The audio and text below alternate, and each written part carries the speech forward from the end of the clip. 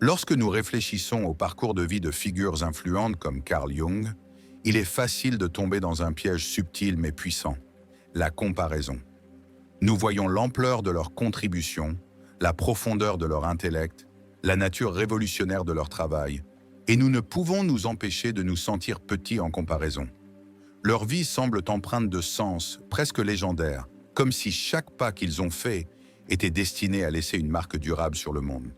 Pendant ce temps, nos propres vies peuvent sembler banales, voire insignifiantes, remplies de routines, de petits défis et d'efforts invisibles. Mais cette perception, bien que courante, est profondément trompeuse. Le véritable sens d'une vie ne peut être mesuré uniquement par les réalisations extérieures, la reconnaissance publique ou les percées monumentales. La vie de Jung, bien qu'extraordinaire par sa profondeur intellectuelle, n'était pas définie par des triomphes constants.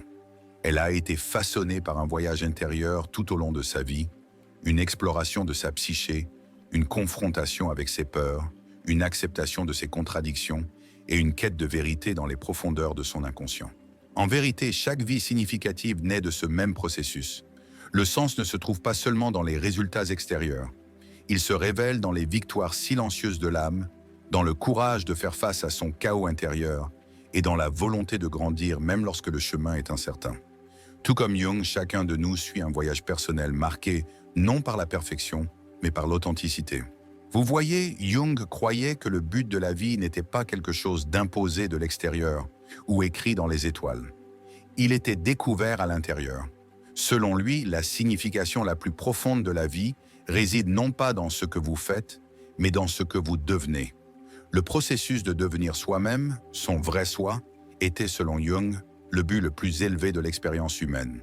Et ce processus qu'il appelait individuation est tout sauf facile. Au cœur de la psychologie jungienne se trouve une idée puissante. La psyché humaine n'est pas une entité unique et unifiée. C'est une réalité complexe, composée à la fois du conscient et de l'inconscient. La partie consciente de vous, l'ego, est l'aspect dont vous êtes le plus familier. C'est la version de vous-même que vous pensez, dont vous parlez et que vous montrez au monde. Mais au-delà de cet ego se trouve un immense monde intérieur qui opère sous votre conscience, l'inconscient. Et caché dans cet inconscient se trouve ce que Jung appelait le ombre. L'ombre n'est pas maléfique par nature. Elle est simplement la collection de toutes ces parties de nous-mêmes que nous avons réprimées, niées ou reniées au fil des années.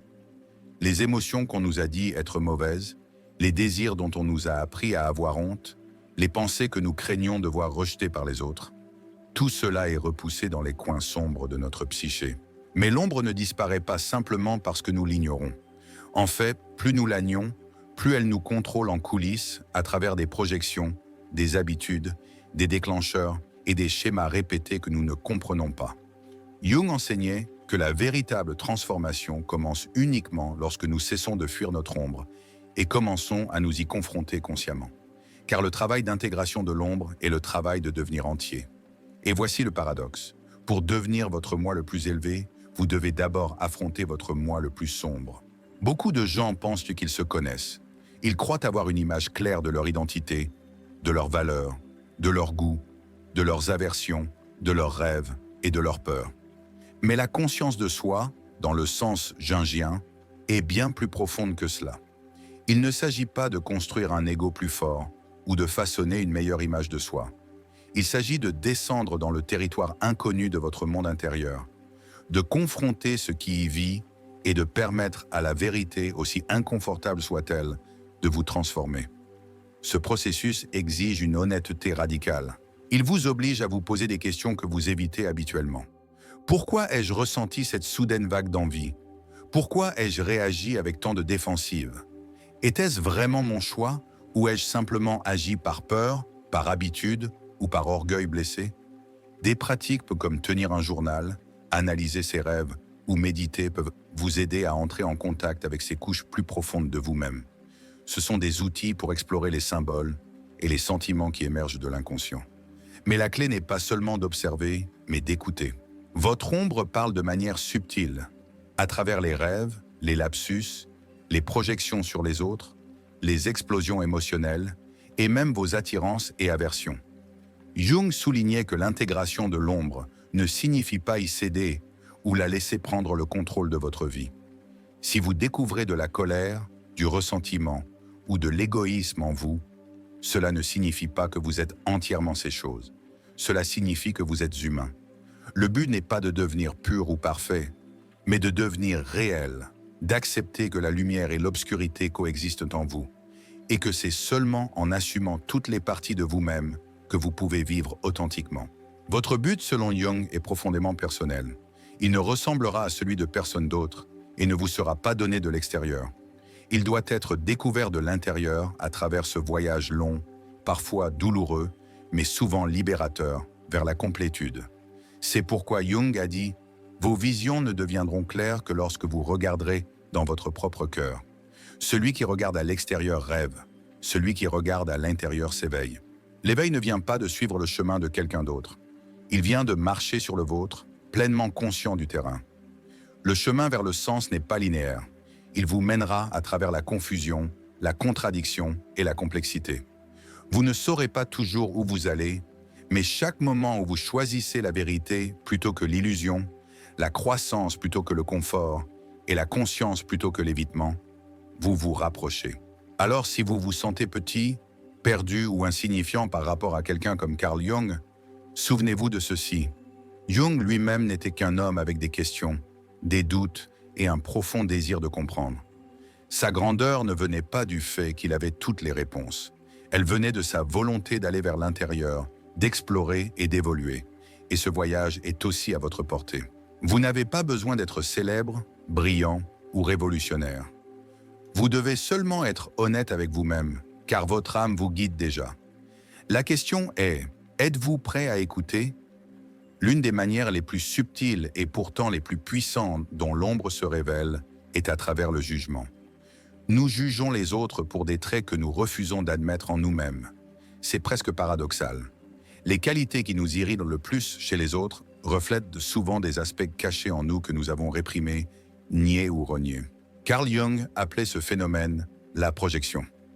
En essence, nous ne réagissons pas seulement à l'autre personne, nous réagissons à une partie reniée de nous-mêmes qui nous est renvoyée comme un miroir. Réfléchissez-y un instant. Chaque fois que quelqu'un vous frustre, chaque fois qu'un comportement touche une corde sensible en vous, c'est une opportunité, une invitation, un miroir.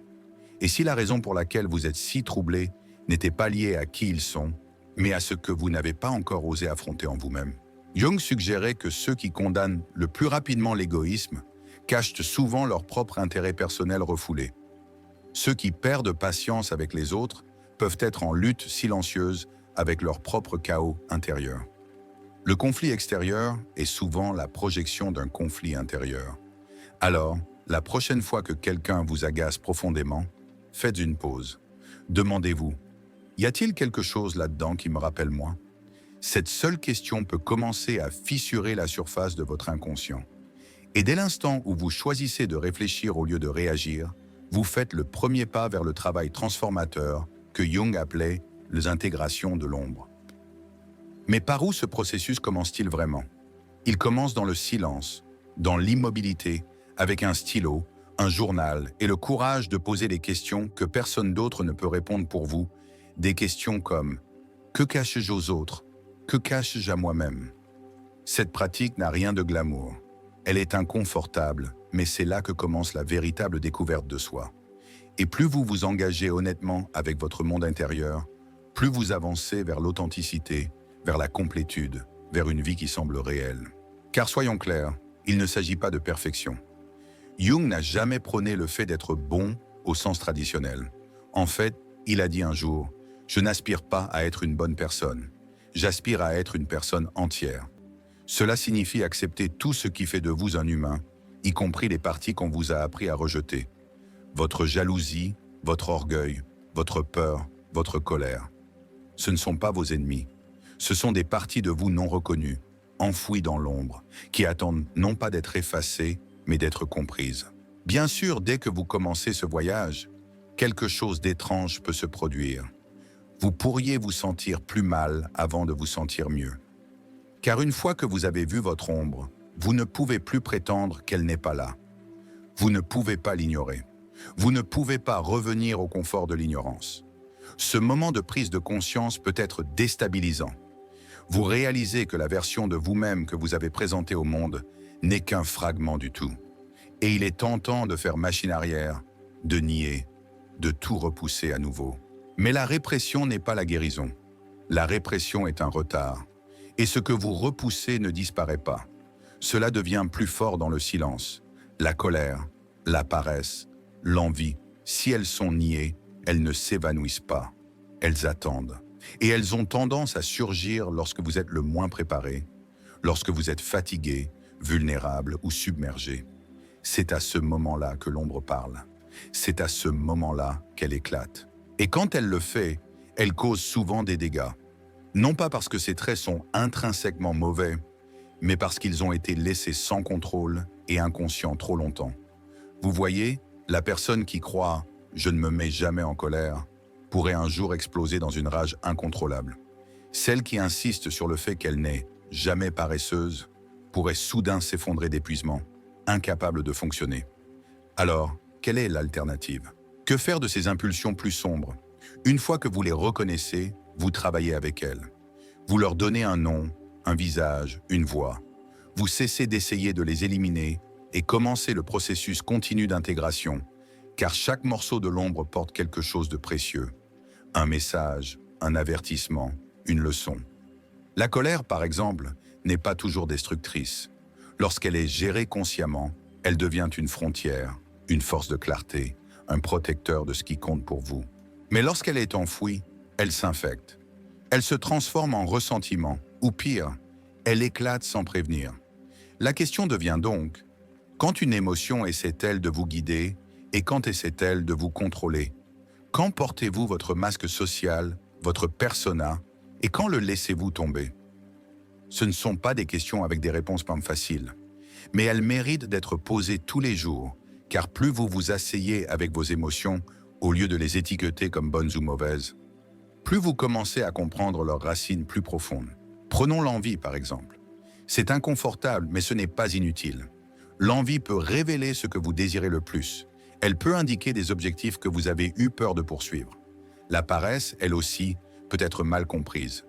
Parfois, ce que nous appelons paresse est en réalité une résistance. Une résistance à une vie qui ne correspond pas à qui nous sommes vraiment. Ou c'est un cri pour le repos, un besoin de ralentir et de se reconnecter à ce qui est vraiment significatif. Même l'impatience peut vous servir. Lorsqu'elle est équilibrée, elle devient de la décision, de l'urgence, la poussée pour avancer et cesser d'attendre une permission. La vérité est là qu'il y a de la sagesse dans chaque émotion si vous avez la volonté d'écouter. Mais l'intégration ne se fait pas du jour au lendemain. Ce n'est pas une réalisation unique. C'est un engagement quotidien, une volonté de s'asseoir avec l'inconfort, d'assumer ses contradictions, de tenir la complexité sans honte. Vous ne laissez pas votre ombre vous contrôler, mais vous ne la niez pas non plus. Vous lui donnez de l'espace, vous apprenez d'elle, et avec le temps, elle devient une partie de vous, non pas comme une menace, mais comme une source de force, car votre ombre n'a jamais été destinée à vous détruire. Elle était destinée à vous compléter, et ce n'est qu'en acceptant et en embrassant l'obscurité en vous que vous pouvez commencer à la transformer.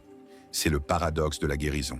Les parties de vous-même que vous avez autrefois essayé de cacher peuvent devenir les outils mêmes qui vous libèrent. C'est le cœur de la connaissance profonde de soi, la capacité de se regarder pleinement et de ne pas détourner les yeux. Dire « c'est moi », tout de moi, la lumière et l'obscurité, le noble et le défectueux. Et lorsque vous arrivez à cet endroit, lorsque vous cessez de prétendre et commencez à intégrer, vous ne poursuivez plus la perfection.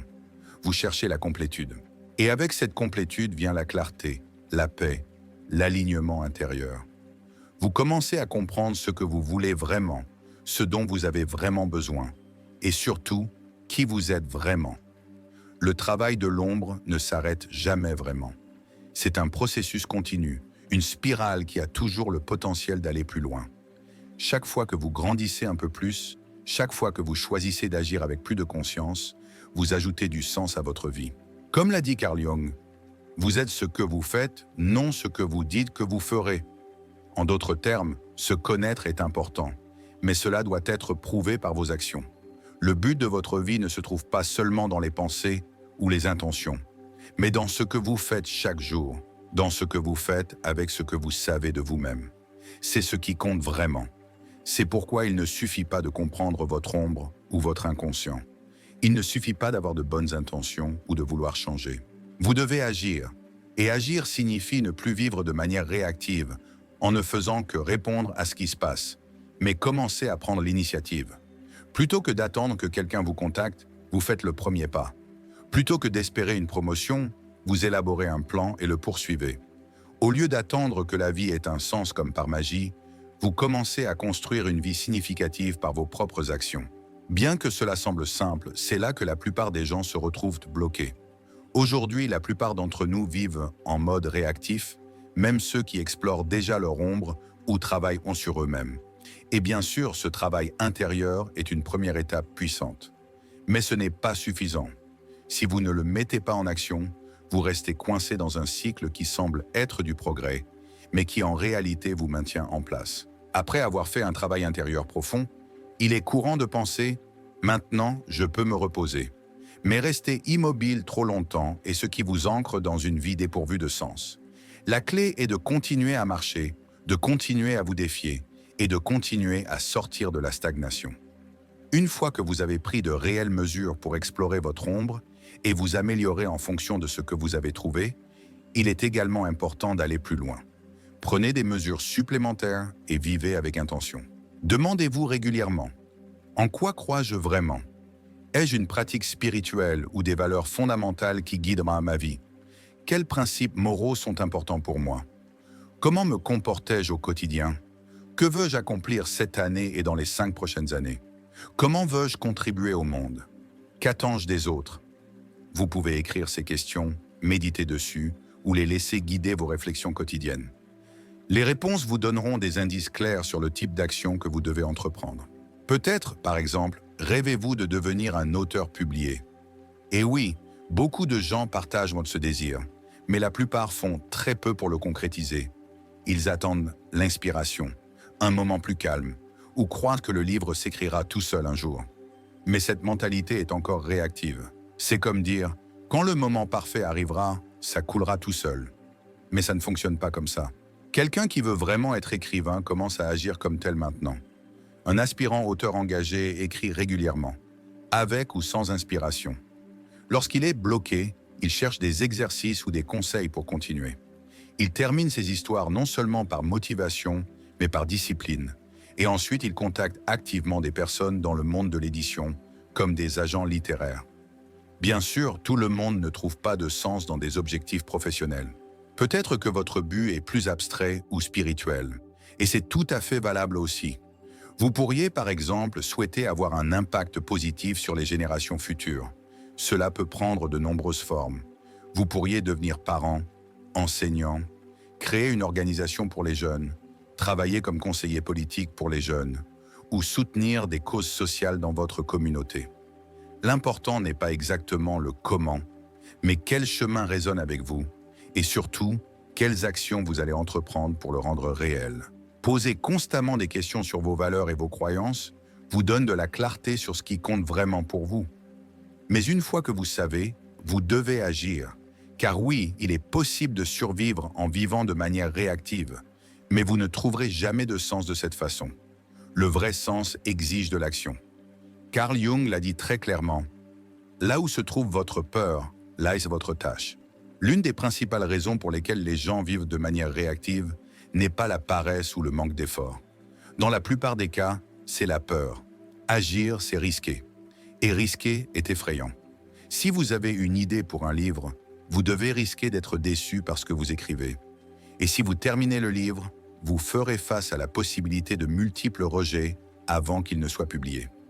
Chaque action significative porte en elle la chance que les choses ne se passent pas comme espéré. C'est pourquoi vous avez besoin de courage. Le courage ne vient pas de l'absence de peur. Il ne s'agit pas de ne jamais ressentir de peur.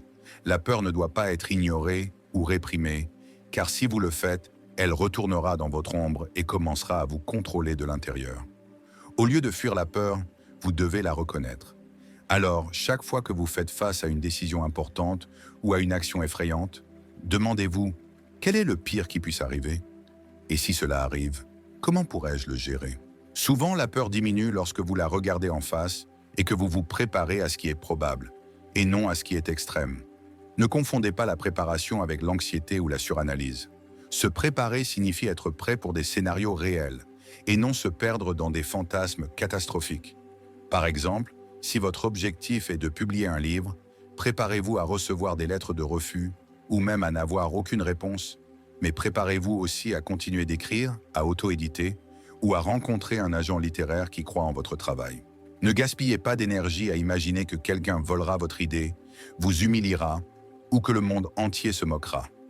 Ces scénarios, en plus d'être improbables, ne font que vous retenir. Lorsque vous examinez votre peur et vous préparez de manière réaliste, une grande partie de cette anxiété se dissipe. La peur ne disparaît peut-être jamais complètement, mais une fois que vous avez fait tout ce que vous pouvez pour y faire face, il ne reste plus qu'à sauter. Faites le pas. Allez-y à fond. Au fond, le courage n'est pas l'absence de peur, c'est la décision d'avancer malgré elle. Personne n'a jamais accompli quelque chose de significatif dans la vie en évitant ce qui l'effrayait. Comme l'a dit Carl Jung, là où se trouve votre peur, là est votre tâche. Et lorsque vous découvrez ce qui vous effraie le plus, vous découvrez également ce qui pourrait donner le plus de sens à votre vie.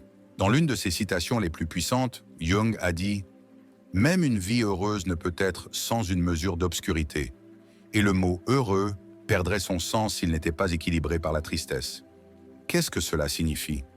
Que même si vous faites tout correctement, que vous vous connaissez, que vous grandissez, que vous agissez, que vous affrontez vos peurs, cela ne signifie pas que la vie sera parfaite. Personne n'a une vie parfaite. En fait, les personnes les plus influentes et admirées sont souvent celles qui ont le plus souffert et pris les plus grands risques. La douleur et la difficulté ne sont pas l'opposé du sens. Elles en font partie intégrante. Accepter les moments difficiles, les déceptions, les échecs, c'est nécessaire pour construire une vie significative. Car s'il n'y avait que la victoire, comment reconnaîtriez-vous le succès? Si vous n'aviez jamais ressenti de tristesse, comment apprécieriez-vous la joie? Il ne peut y avoir de lumière sans ombre. Alors, chaque fois que quelque chose de mauvais arrive, changez le récit. Apprenez à voir le malheur et les erreurs comme des opportunités de croissance. Chaque fois que quelque chose vous ébranle, cela vous montre une partie de vous-même que vous ne connaissiez pas. Et cela, en soi, fait partie de votre but. Personne ne réalise qu'il a besoin d'être plus ancré sans avoir d'abord échoué en étant trop idéaliste. Personne n'apprend qu'il est fort et résilient tant que la vie ne l'a pas testé. Disons que votre roman a été rejeté par tous les éditeurs ou que vous avez quitté un emploi stable pour reprendre des études et que cela n'a pas fonctionné. Bien sûr, cela peut faire mal, mais maintenant vous avez plus de contexte pour apprécier le bien qui vient ensuite. Vous avez appris quelque chose, et cet apprentissage donne plus de profondeur à votre vie. Pour Jung, le sens de la vie ne se trouve pas dans l'atteinte d'un objectif final. Il réside dans tout ce que vous faites pour y parvenir. Car même si vous n'y arrivez pas, le voyage vous a déjà transformé. Le but n'est pas un trophée remporté à la fin. Il est dans la manière dont vous marchez, les choix que vous faites et l'honnêteté avec laquelle vous vous confrontez. Cela signifie que même si vous ne devenez pas un auteur célèbre ou une figure publique, votre vie peut être pleine de sens, chaque jour où vous choisissez d'agir authentiquement. Le simple fait d'essayer, de se relever encore et encore, de construire quelque chose avec intention, est déjà une manière puissante d'honorer votre existence. C'est dans ces moments calmes, invisibles, intimes, que le vrai sens est créé. Donner un but à votre vie n'est pas quelque chose que l'on accomplit une fois. C'est une tâche continue. Il y aura toujours plus à découvrir sur vous-même, de nouveaux objectifs, de nouveaux chemins. Et oui, vous continuerez à vivre des joies et des déceptions, des victoires et des revers. Mais c'est précisément ce mélange qui rend votre vie si unique. Cette combinaison irréprochable de lumière et d'ombre, d'effort et de repos, de discipline et de foi. C'est ce qui donne à votre histoire sa valeur. Honorez toujours le fait que vous avez essayé. Même si le résultat n'était pas parfait, même s'il ne correspondait pas à vos attentes, l'essai lui-même porte un sens. Il a du poids. C'est le signe que quelque chose en vous a osé avancer malgré l'incertitude, malgré la peur. Selon Carl Jung, le voyage vers la complétude n'est pas mesuré par le succès ou l'absence de défauts, mais par le courage qu'il faut pour affronter les aspects inconnus de soi. La psyché ne recherche pas la perfection. Elle recherche l'intégration.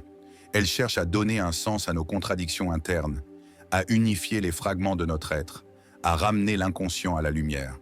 Alors oui, honorez le fait que vous vous êtes présenté pour votre vie, même les jours où vous ne vous sentiez pas à la hauteur. Honorez les petits pas, les batailles invisibles, la résilience silencieuse. Vous pensez peut-être qu'ils ne comptent pas, mais ils comptent. Ce sont les moments qui vous façonnent. Ce sont les moments qui appellent votre âme. Et surtout, choisissez la gratitude. Pas celle qui est forcée ou performative, mais celle qui est calme et sincère. Celle qui remarque ce qui est déjà là, maintenant, les personnes qui sont restées, le souffle dans vos poumons, le silence qui vous soutient lorsque le monde devient bruyant. Soyez reconnaissants pour les brefs moments de calme, les éclairs de clarté, les éclats de rire inattendus qui vous rappellent qui vous êtes. Même si vous avez l'impression d'avoir à peine progressé, même si vous luttez encore, ne négligez pas ce que vous avez déjà accompli. Ne rejetez pas le chemin parcouru simplement parce que la montagne se dresse encore devant vous. La gratitude transforme la perception. Elle ouvre les yeux de l'âme.